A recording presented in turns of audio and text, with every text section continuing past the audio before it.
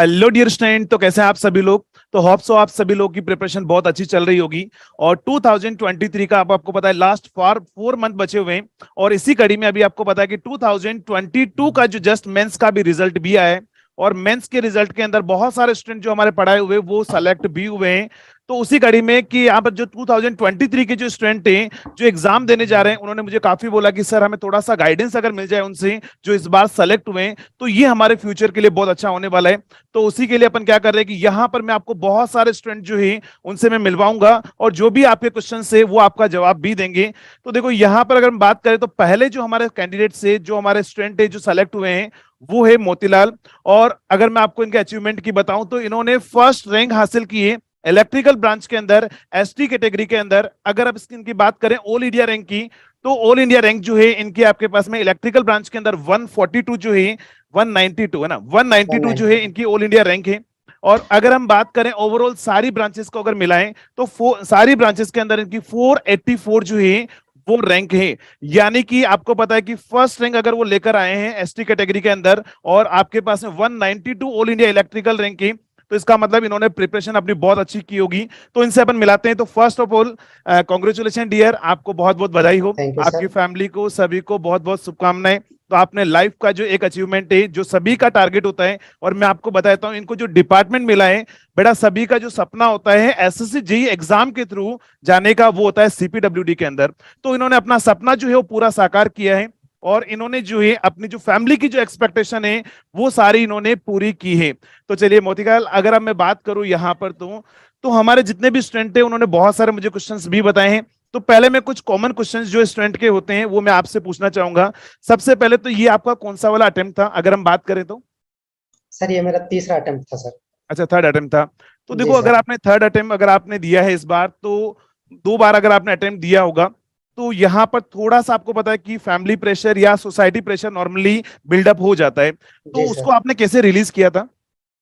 Sir मेरा पहला attempt था एसएससी जेईई 2018, जिसका एग्जाम 2019 अक्टूबर में लगा था। जी। तो सर वो मेरा फर्स्ट अटेम्प्ट था, तब तक मेरा सिलेबस भी कंप्लीट नहीं हुआ था। मैंने जो पढ़ाई कर रही थी उसका सिलेबस कंप्लीट नहीं हुआ था, तो फर्स्ट अटेम्प्ट मेरा नॉर्मल ही था। तो यस सर डियर। उसमें मेरे 80 नंबर ही आए थे आउट ऑफ 200। तो उसमें मेरा सिलेक्शन नहीं हुआ।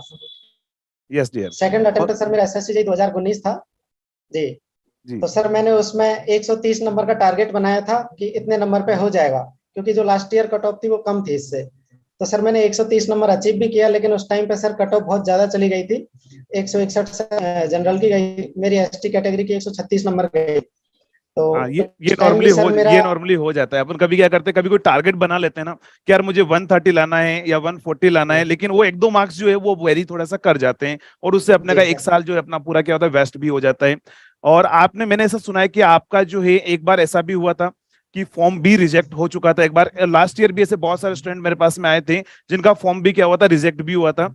तो उस टाइम पर जो एक साल आपका जो गया होगा, क्योंकि मुझे पता है एक साल देना इतना आसान नहीं होता है, तो उस एक साल के अंदर जो आपको प्रेशर जो भी आए होंगे, जितने भी आपके सोसाइटी की तरफ से जो भी प्रेशर आपको और खुद भी एक्चुअली होता है क्या, नॉर्मली अपने अंदर भी प्रेशर जो है वो आ जाता है कि यार मैं एक साल क्या करूंगा। तो वो एक साल का जो ड्यूरेशन आपका निकला था उसमें एक्चुअली आपने क्या किया था, एक बार स्टूडेंट को थोड़ा सा गाइड कर देंगे, क्योंकि बहुत सारे स्टूडेंट के साथ में ऐसा लास्ट ईयर भी हुआ है।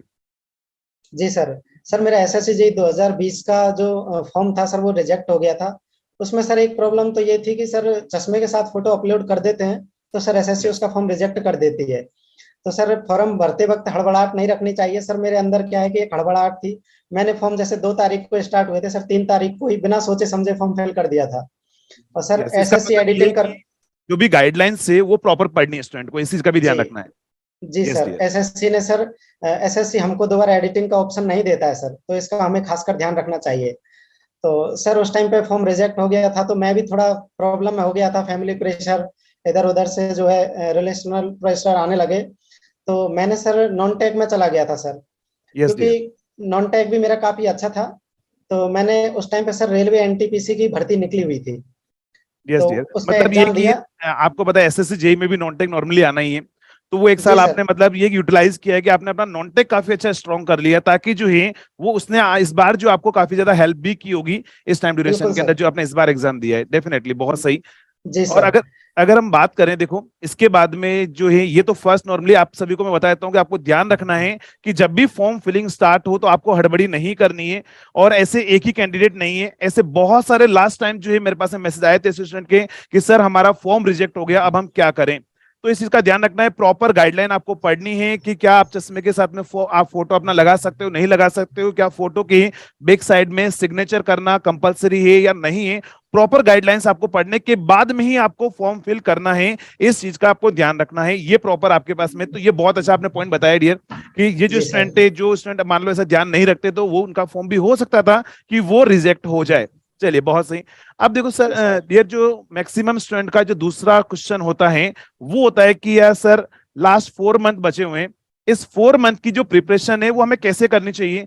क्या हमें प्री जो है अभी उसी पर फोकस करना चाहिए या साथ में मेंस भी लेकर चलना चाहिए। तो आपने क्या किया था लास्ट 4 मंथ के अंदर, तो एक बार थोड़ा सा स्टूडेंट को आप गाइड कर दीजिए।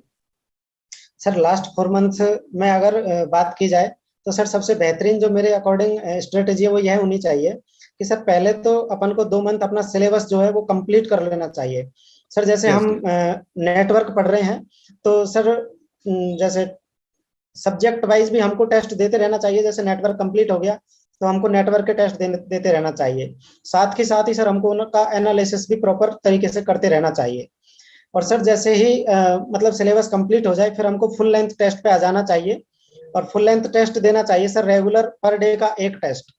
और सर उसका एनालिसिस बहुत इंपॉर्टेंट थिंग है सर। एनालिसिस जिसको काफी लोग करते नहीं है, तो सर मैं बताऊंगा एनालिसिस के बगैर टेस्ट देना कोई काम का नहीं होता है सर। यस डियर, तो आपने एकदम सही पॉइंट बोला है, क्योंकि मैक्सिमम टाइम क्या होता है, स्टूडेंट टेस्ट तो दे देता है, टेस्ट देने के बाद में क्या है, बस वो छोड़ देता है। मान लो जिस टॉपिक के क्वेश्चन उससे नहीं बने हैं ना, तो वो लीव कर जी देता है, उसको रिवाइज नहीं करता है। मतलब एनालिसिस का मतलब यही है, बोलना चाह रहे हैं कि जी आप अगर आपने टेस्ट दिया है और जिस टॉपिक जी से क्वेश्चन नहीं बने हैं, तो ये ध्यान रखना है आपको उन टॉपिक को बहुत अच्छे से रिवाइज करना है। यही जी आपके सर। पास वो में यही बोलना आपका चाह रहे होंगे। जी वो यस डियर। आपका वीक पॉइंट जहां भी होता है उसको ओवरकम करके लाता है सर। यस डियर, एकदम सही है। जी और उसके बाद में अगर हम बात करें तो क्या मेंस भी अभी उनको साथ में लेकर चलना चाहिए, क्योंकि देखो अपना एसएससी जेई का जैसे ही प्री का रिजल्ट आता है, और आपको भी पता है कि प्री के रिजल्ट के बाद में जब आपके पास में ओनली 20 डेज जो है आपको टाइम ड्यूरेशन मिलता है। अब 20 डेज जी में सर। क्या मेंस की प्रिपरेशन करना पॉसिबल है क्या। जी सर 20 डेज में बिल्कुल पॉसिबल नहीं है sir. Sir yes mains dear. को बिल्कुल साथ लेकर चलना चाहिए। कम से कम 70 to 80% मेंस का सिलेबस सर प्री से पहले ही कर लेना चाहिए। Yes dear. तो क्योंकि सर बाद में हमको टाइम नहीं मिलता है। अगर हम इस चीज को बाद में सोचेंगे तो सर हम प्री क्वालिफाइड ही रह जाएंगे, फिर हमको नेक्स्ट चांस देना पड़ेगा। तो सर मेंस को बिल्कुल प्री के साथ ही लेकर चलना चाहिए। Yes dear. जैसे मैक्सिमम टाइम स्टूडेंट ये सोचते हैं कि यार सर हम पहले क्या करेंगे, हम प्री का एग्जाम दे देंगे और प्री के एग्जाम के बाद में रिजल्ट आने में 2 महीने मिल जाते हैं, तो हम उसके बीच का जो टाइम ड्यूरेशन है 2 महीना है, उसको हम यूटिलाइज करके हम मेंस की प्रिपरेशन वहां पर कर लेंगे। तो मतलब मान लो 2 महीने भी अगर वो और मिल जाते हैं, जहां पर जो भी स्टूडेंट है जिसको ऐसा लगता है कि हाँ मेरा प्री निकलने वाला है, वो मेंस की तैयारी में लग जाएगा। लेकिन क्या वो 2 महीने अगर मान लो एड और कर लें 20 डेज के अंदर, तो क्या उन टू जी मंथ में पॉसिबल हो पाएगा कि आपके पास में पूरी मेंस की प्रिपरेशन अगर हम बात करें तो। जी सर कोई एक्सेप्शन केस ही होगा जो सर कर पाएगा। क्योंकि सर आजकल कंपटीशन इतना ज्यादा है कि सर 2 महीने में भी पूरा सिलेबस कवर अप करना थोड़ा मुश्किल है। हाँ, पेपर भी क्योंकि हार्ड बनता है। यहाँ पर जो नॉर्मली जो न्यूमेरिकल्स आते हैं, I think engineering ji services level के क्वेश्चन आते हैं और काफी हाई जी लेवल का आपके पास में न्यूमेरिकल आपको पूछा जाता है। तो जी यहाँ पर सर। इस चीज का ध्यान रखना है कि आप जो अगर आप ये सोच रहे हो कि ये 2 महीने जो मिलेंगे ना आपको, कि मैं इन 2 महीने में सर मेंस की प्रिपरेशन कर लूंगा, तो वो भी पॉसिबल नहीं हो पाएगा। क्योंकि डियर नहीं सर। आप सभी को है ना क्या करना है, डायग्राम भी याद रखने, डेफिनेटली वहां की थ्योरी भी याद रखनी है, न्यूमेरिकल पोर्शन भी स्ट्रॉन्ग करना है। तो इन्होंने बोला है कि आपको मेंस की प्रिपरेशन अभी साथ में लेकर चलनी चाहिए। लेकिन अब अगर हम बात करें तो डियर इनको लास्ट में अगर हम बात करें एग्जाम के 2 महीने पहले या 1 महीने पहले, फिर इनको प्री पर फोकस अपना कितने टाइम ड्यूरेशन से पहले कर देना चाहिए, जिसमें ओनली फिर प्री के अकॉर्डिंग पढ़ना चाहिए। सर 2 महीने पहले तो बिल्कुल प्री पे पूरा डिपेंड हो जाना चाहिए सर। Yes dear. 2 महीने एग्जाम जैसे एग्जाम डेट है उससे 2 महीने पहले पूरा प्री पे फोकस करना चाहिए। और जस्ट 2 महीने पहले हमको करंट अफेयर्स भी पढ़ना आप छोड़ सकते हैं क्योंकि एग्जाम से जस्ट लगभग 1 महीने पहले तक का ही करंट अफेयर्स आता है सर। उसके बाद 1 महीने का नहीं आता है सर। हाँ, ये मैक्सिमम तो टाइम स्टूडेंट गलती भी करते हैं कि यार मैं लास्ट टाइम में जी भी जो करंट अफेयर्स चल रहे हैं वो पढ़ते रहते हैं। वैसे आपका जी जो फॉर्म है वो पहले ही बन चुका होता है, इन्होंने सही बोला है जी कि वो जो फॉर्म पहले ही बन चुका होगा, तो लास्ट के 1 मंथ के जो आपके पास में करंट अफेयर्स हैं आप उनको वहां पर लीव कर सकते हो। एकदम सही है। अगर जी अपन सर। बात वो करें टाइम जैसे, यस डियर, टाइम सेव होता है सर उससे हमारा। यस डियर, डेफिनेटली टाइम आपका सेव होगा। अब अगर हम बात करें यहाँ पर, जैसे आप इलेक्ट्रिकल ब्रांच से हो, बाकी हमारे बहुत सारे स्टूडेंट जो है वो यहाँ पर वीडियो देख भी रहेंगे, जो सिविल के भी होंगे, मैकेनिकल के भी होंगे। तो यहाँ जी पर सर। इलेक्ट्रिकल का जो सिलेबस है बाकी सभी के कंपैरिजन में थोड़ा सा कम होता है। सिविल का सिलेबस सबसे क्या होता है, वास्ट होता है। जी सर। तो यहाँ पर इलेक्ट्रिकल वाले जो स्टूडेंट थे उनको अगर हम बात करें तो जो सब्जेक्ट का जो प्रेफरेंस है, पहले कौन से सब्जेक्ट को उसको स्ट्रॉन्ग करना चाहिए, उसके बारे में क्या बोलना चाहेंगे? सर इलेक्ट्रिकल नेटवर्क है जो बहुत, अगर जिसका वीक होगा वो बहुत कम चांसेस होते हैं सर जिसका सिलेक्शन हो जाए। क्योंकि सर आप 2000 एसएससी जेईई 2022 मेंस की पूछोगे मेरे से, तो यस लगभग डियर। 50% तो सर नेटवर्क ही आ गया था मेंस अच्छा, में। 50% नेटवर्क आया था, मतलब बहुत ज्यादा इंपॉर्टेंट है नेटवर्क, इस चीज का बहुत ध्यान ज्यादा रखना है है। आपको। नेक्स्ट, बहुत इसके बाद ज्यादा। में अगर दूसरा सब्जेक्ट की बात करें तो? उसके बाद सर मशीन आता है। मशीन का यस सर प्री में भी बहुत तगड़ा रोल होता है, और मेंस में तो होता ही है सर, लेकिन प्री में भी मेंस इसका बहुत तगड़ा वो होता है सर। Yes dear. अब जैसे अगर पावर स्टम की बात करें तो पावर स्टम एक्चुअली यहाँ पर क्या होता है, मेंस का अगर मेंस की प्रिपरेशन करनी है तो पावर सिस्टम, और अगर हम बात करें मशीन की, तो यहाँ मशीन। पर किस में से न्यूमेरिकल पोर्शन कहाँ से ज्यादा आता है और कहाँ से थ्योरेटिकल पोर्शन ज्यादा आता है? क्योंकि यहाँ पर दोनों में न्यूमेरिकल थ्योरी दोनों बनता है, लेकिन कहाँ से जी ज्यादा जो सर। है मेंस में न्यूमेरिकल पूछे जाते हैं? सर मशीन में देखा जाए तो सर सबसे ज्यादा न्यूमेरिकल डीसी मशीन से आते हैं, छोटे छोटे न्यूमेरिकल्स होते हैं। सिंक्रोनस से भी सर स्पीड से रिलेटेड पूछ लिया जाता है, फ्रीक्वेंसी स्पीड से रिलेटेड। Yes otherwise dear. मशीन से सर बहुत कम न्यूमेरिकल बनने के चांसेस होते हैं। पावर सिस्टम से सर न्यूमेरिकल्स आ जाते हैं, लेकिन वो भी कम ही आते हैं सर। यस इस डियर। बार सर जैसे पावर सिस्टम में यूटिलाइजेशन एक सर चैप्टर होता है, तो सर उससे भी थियोरेटिकल क्वेश्चंस काफी आ जाते हैं। हाँ, यूटिलाइजेशन आपका एक इंपॉर्टेंट टॉपिक है, और जी वहां से मतलब एक आध टॉपिक तो ऐसा भी होता है जो कभी आपने जिंदगी में सुना नहीं होता है, वो भी पूछ भी जी लेता सर। है। जैसे जी लास्ट सर टाइम मैं टेंडर के बारे में पूछ लिया था बहुत सारा, हाँ आई थिंक सर टेंडर मैं जो है। बस। हाँ, तो वही हाँ चीज है सर कि स्टूडेंट टैरिफ को ध्यान टेंडर रखना है इसका। कि पावर सिस्टम एक ऐसा टॉपिक है जहां पर यूटिलाइजेशन में हो सकता है आपको कुछ ऐसे टॉपिक सब मिल जाए जो आपने कभी नहीं सुने होंगे, कभी उसके बारे में आपने नहीं पढ़ा होगा, फिर भी कोई दिक्कत नहीं है। क्योंकि अगर आप अपना टारगेट है 160 170 के अराउंड रखते हो, तो फिर भी आपके पास में 30 क्वेश्चन की चॉइस आपके पास में है कि आप लीव कर सकते हो। तो 30 क्वेश्चन जी लीव करने की चॉइस है, तो वहां पर आपको जो है इतना टेंशन नहीं लेना है।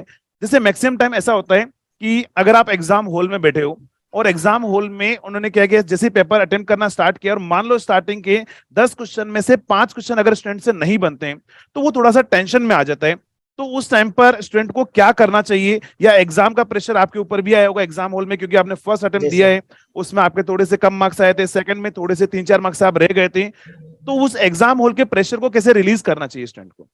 सर उसका प्रेशर मेनली आप देखा जाए तो अगर टेस्ट सीरीज आप रेगुलर लगाओगे, तो सर यस डियर। उससे आपको एक एडवांटेज मिलेगा कि आपकी जो स्पीड है सर वो इंक्रीज होगी।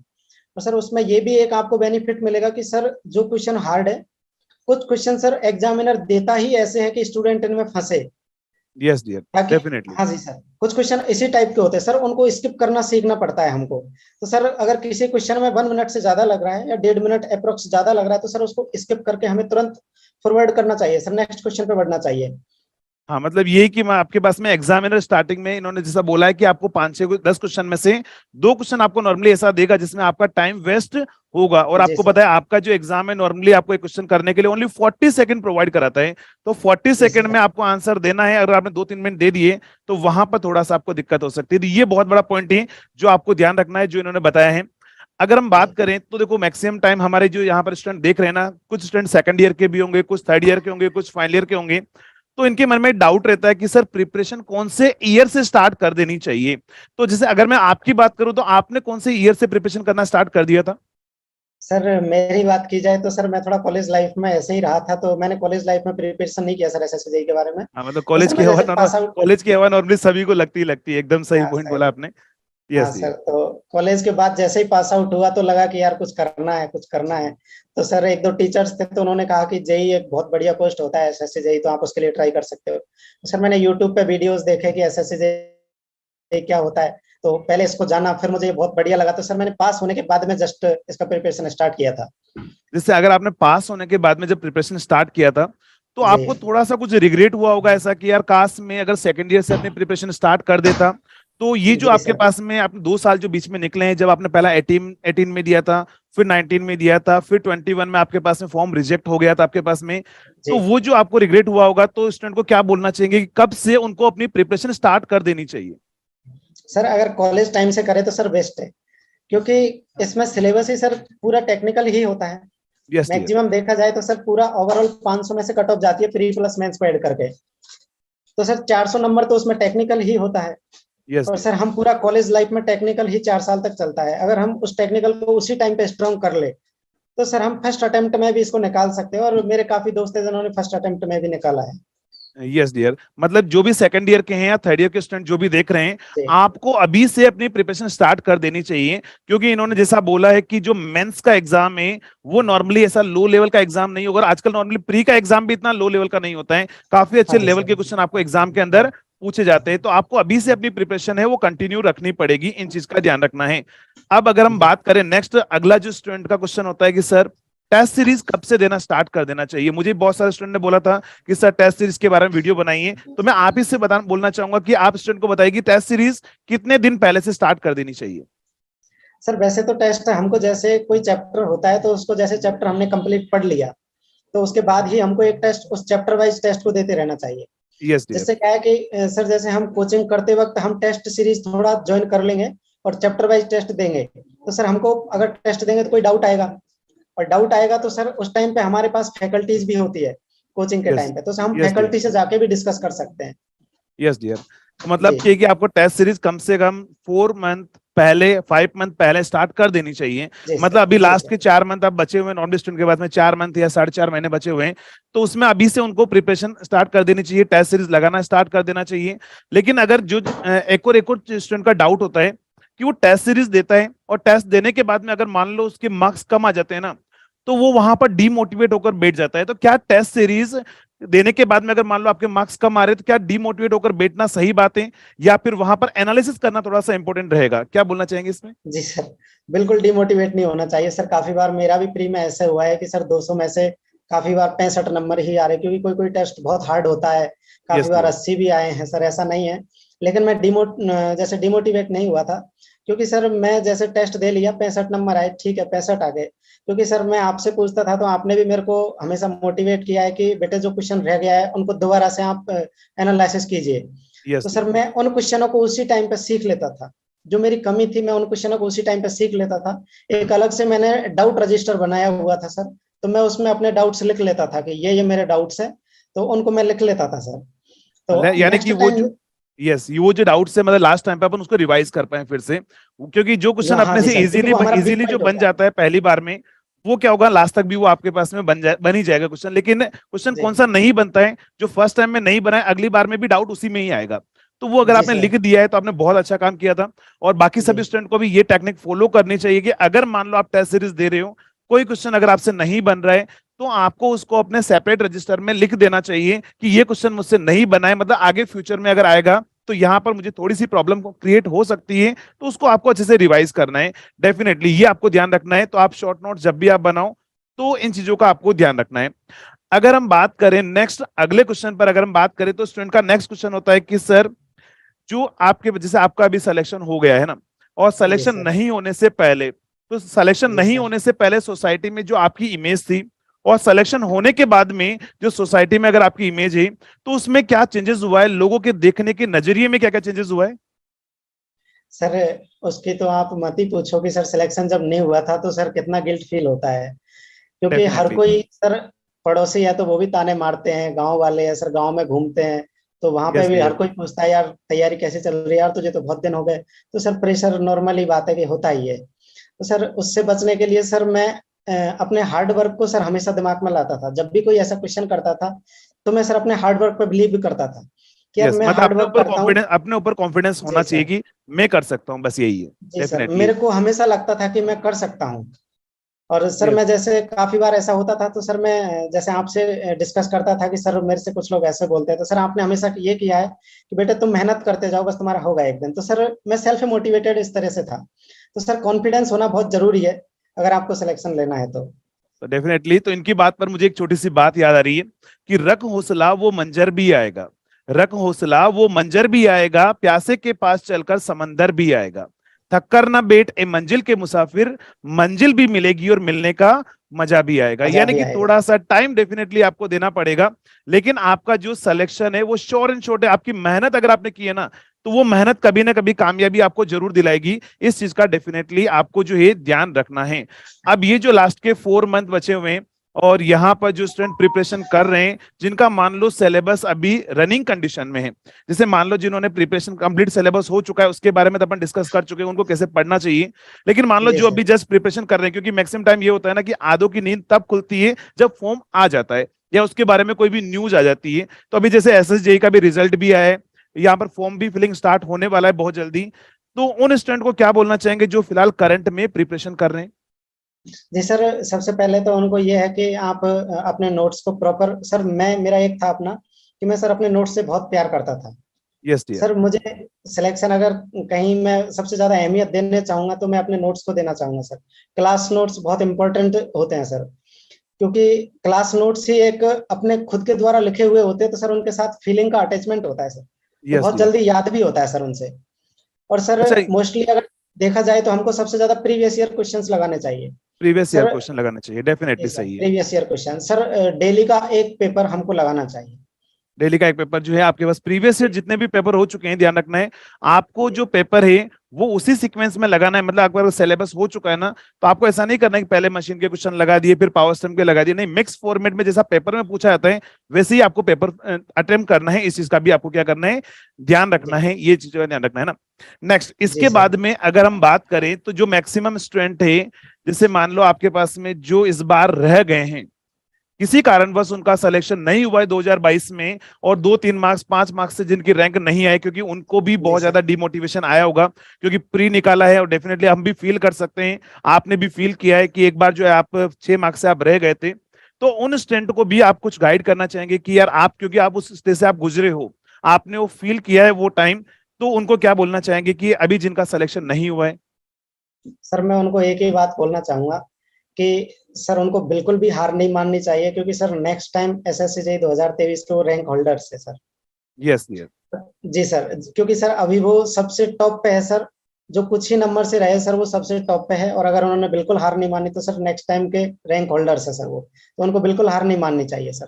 उनको फिर से अपना जज्बा जो है मजबूत करना चाहिए और फिर से तैयारी करनी चाहिए सर।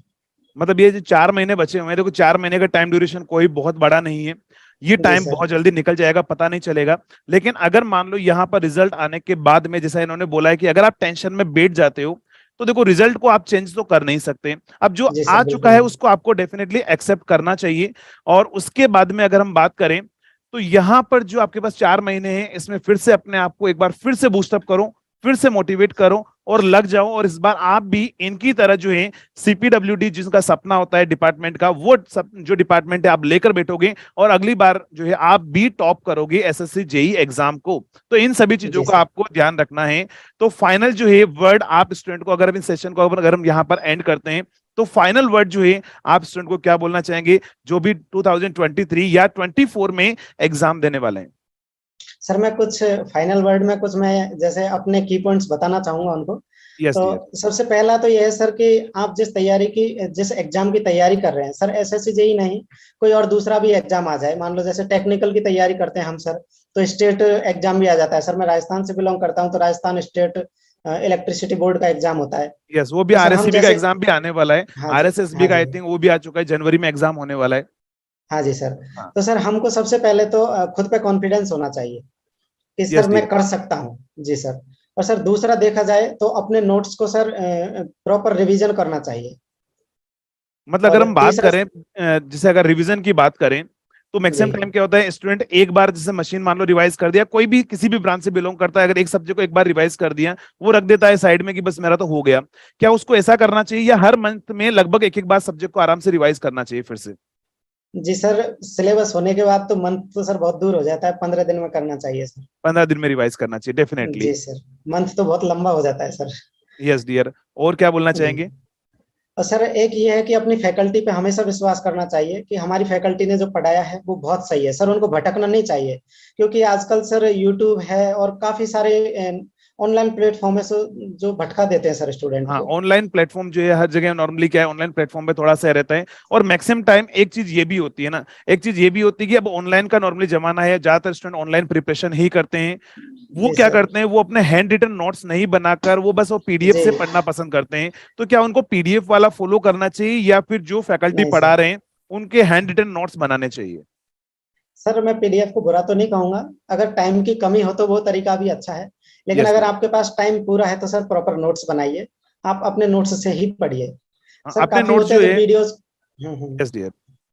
काफी होते हैं जो वीडियोस को भी डाउनलोड कर लेते हैं, फिर वो डाउनलोड ही रहती है सर, देखते भी नहीं है उनको। वो देखते भी नहीं, तो सर डेफिनेटली ये हुआ है, हाँ। आपके साथ में भी हुआ है, हमारे साथ में भी हुआ है। जब हमने भी जी प्रिपरेशन जी की थी तो वीडियो हमने सोचा जो जो उसमें डाउनलोड तो कर लिया था, लेकिन एक बार से जी। दूसरी बार में हम देख ही नहीं पाए थे डेफिनेटली। देखते और भी नहीं। वैसे भी ज्यादा काम जो है अपने हैंड रिटन नोट्स काम ही आते हैं, क्योंकि एक बार अगर आप हैंड रिटन नोट्स बनाओगे तो उससे मेंस की प्रिपरेशन भी उनकी काफी अच्छी हो जाएगी, ये भी एक पॉइंट है जी सर। जी डेफिनेटली। सर। जी तो सर। देखो दोस्तों, और ये आपके पास में जो है इन चीजों का आपको ध्यान रखना है। और भी अगर हम बात करें तो और भी कुछ एड ऑन पॉइंट और करना चाहते हैं तो एक बार आप और कुछ बता दीजिए, स्टूडेंट को क्या बोलना चाहेंगे? सर खुद का विश्वास होना चाहिए, कभी भी हार नहीं माननी चाहिए सर हमको, इस बार नहीं तो अगली बार पक्का होगा सर। ये मैं आज खुद को देख के कह सकता हूँ सर, क्योंकि मैं भी 2 बार फेल हुआ हूँ सर, मेरा प्री भी नहीं हुआ 2 बार, यस लेकिन डियर। मैं फेलियर नहीं माना सर, मैं अपने हार नहीं माना सर मैंने खुद से। तो सर इस बार अच्छी रैंक आई है, सीपीडब्ल्यूडी डिपार्टमेंट में लाए। तो सर मैं यही कहना चाहूंगा कि फैकल्टीज पे और खुद पे सबसे बड़ा विश्वास होना चाहिए। Yes dear. जी। तो चलिए, तो दोस्तों देखो यहाँ पर मेन चीज क्या है, यहाँ पर मेन है, अगर हम इस पूरे सेशन का कंक्लूजन अगर हम बात करें तो यहाँ पर अगर मान लो किसी का इस बार सिलेक्शन नहीं हुआ है या कोई एक दो अटेम्प्ट पहले भी ले चुका है, सिलेक्शन नहीं हुआ है, उसको हार नहीं माननी, जिसे इन्होंने बोला है। इन्होंने भी तीसरी बार ये अटेम्प्ट लिया है, तब जाकर इनको सीपीडब्ल्यूडी मिला है। और इनकी एक और रिग्रेट इनका ये था कि यार काश सर मैं सेकंड ईयर से प्रिपरेशन स्टार्ट कर देता, तो ये जो 2 साल बीच में मेरे गए ना, वो 2 साल मेरी प्रिपरेशन उस टाइम पर हो जाती और मैं फाइनल ईयर में जो है फर्स्ट अटेम्प्ट में अपना एग्जाम क्रैक कर कर बैठता। तो जो भी सेकंड ईयर, थर्ड ईयर या फाइनल ईयर के स्टूडेंट जो है उनको प्रिपरेशन अभी से स्टार्ट कर देनी चाहिए, क्योंकि इन्होंने बताया जैसा कि यहाँ पर मेंस का जो लेवल है ना, मेंस के एग्जाम का लेवल ऐसा नहीं कि लो लेवल का आपका पेपर आएगा, मेंस का लेवल काफी अच्छे लेवल के क्वेश्चन पूछे जाते हैं। वहां पर आपकी कैलकुलेशन प्रैक्टिस, वहां पर लिखने का तरीका। अच्छा, एक और क्वेश्चन अगर हम बात करें, यहाँ पर मेंस अभी आपने लिख कर आए हो, और जो जी। मेंस लिखने के लिए किन किन बातों का ध्यान रखना चाहिए? मैक्सिमम वो स्टूडेंट, मैक्सिमम स्टूडेंट ये समझते हैं कॉलेज लाइफ वाला कि वहां पर सप्लीमेंट्री ले लेंगे, वहां पर काम चल जाएगा। तो क्या यहाँ पर ऐसा कुछ है क्या, सप्लीमेंट्री जैसा कुछ? नहीं सर। नहीं सर, सप्लीमेंट्री नहीं मिलता सर, इस बार कॉपी में ही जैसे जो आंसर बुक आती है उसमें ही सर क्वेश्चन टाइप होते हैं और स्पेस फिक्स होता है सर। तो हर क्वेश्चन के लिए स्पेस फिक्स होता है, तो सर सप्लीमेंट्री का कोई ऑप्शन नहीं होता, वो अच्छा, कॉपी मतलब नहीं एक भरती एक सर। क्वेश्चन, एक क्वेश्चन दिया हुआ है और स्पेस आपके पास में दिया हुआ है, मतलब एक जी। बार गलत हो गया तो उसको सही करने के चांसेस भी नहीं है। ये नहीं भी सर, थोड़ा सा नहीं, ध्यान बिल्कुल रखना है। नहीं। तो ये देखो, ये जी भी ध्यान सर। रखना है आपको, है ना? मेन चीज वही है। हाँ, जस्ट डियर। जी सर, 3 घंटे में वो कॉपी भरना ही बहुत बड़ी बात होती है सर, सप्लीमेंट्री तो दूर का है।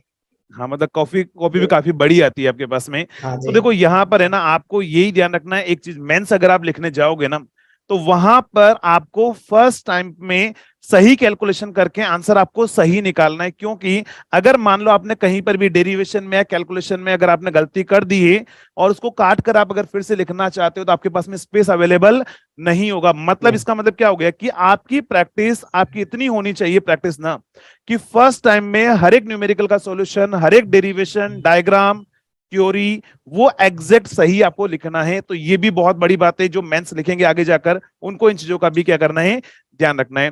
तो डियर मोतीलाल, तो आपको बहुत बहुत बधाई हो, और आपने यहाँ पर स्टूडेंट को आकर जो गाइड किया है, इससे हमारे स्टूडेंट को काफी कुछ नया सीखने को मिला होगा।